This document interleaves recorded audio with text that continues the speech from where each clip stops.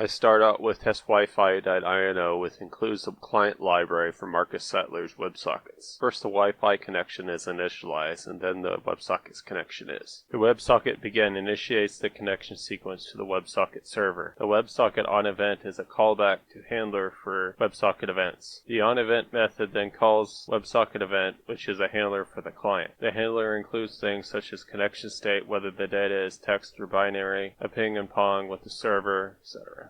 Here is the server code which echoes the transmission of the client. The Morzinger ESP8266 WebSocket code used for the server will also be used in the ESP8266 shop example later. The server code from the Tech Tutorials X tutorial also offers a Python script client that sends data that the server echoes back. I can see the server echo in the serial connection.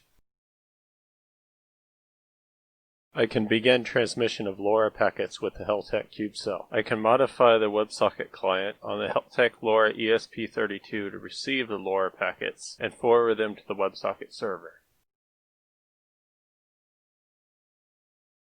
I can visualize the data in the serial connection accessible by the Arduino IDE and through the Python REPL as suggested by the 4 ways of communicating with serial port in Linux video.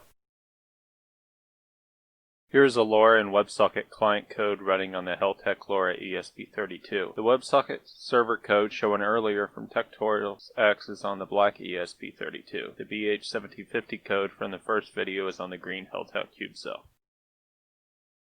I went to ably.io, which tells me about WebSockets. I learned about the UWS Micro WebSockets Nodes module. The code is on GitHub. However, I got the WS library client and server working first. The code I ran was modified example code from the API docs. You can see the packet sent to the client in the server.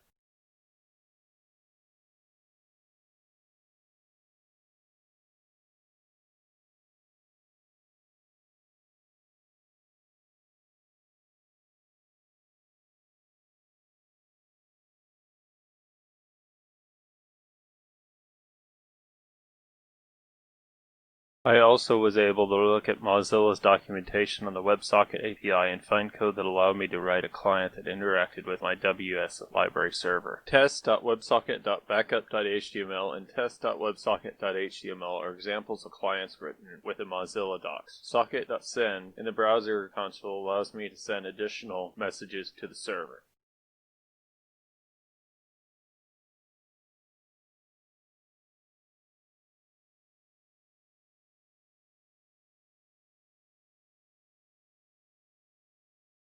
Here is the ESP8266 shop example that has been modified to use as a Node.js WebSocket server on the laptop. The Morzinger ESP8266 WebSocket library client on the Heltec LoRa ESP32 and a BH1750 code on the Cube cell. It also runs a client on a web server.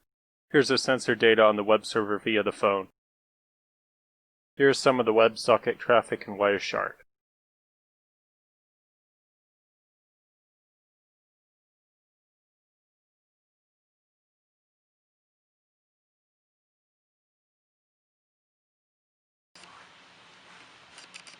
This is not secure. I could try using a cryptographic authentication chip with asymmetric key cryptography to sign and verify the data, but this will not prevent eavesdropping. To do this, I will need to look at secure channels.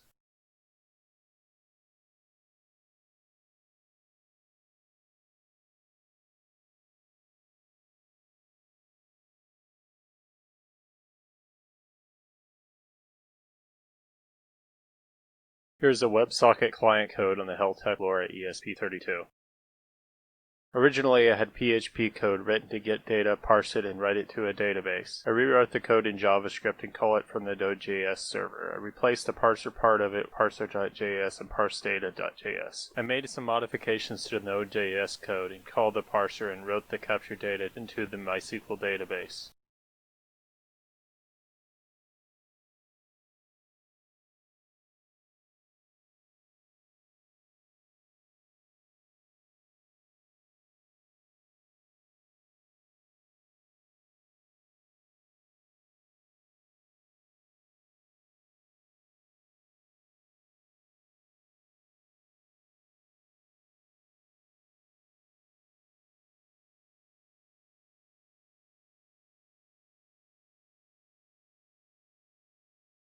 The database write seen in the shell is reflected in PHP my admin.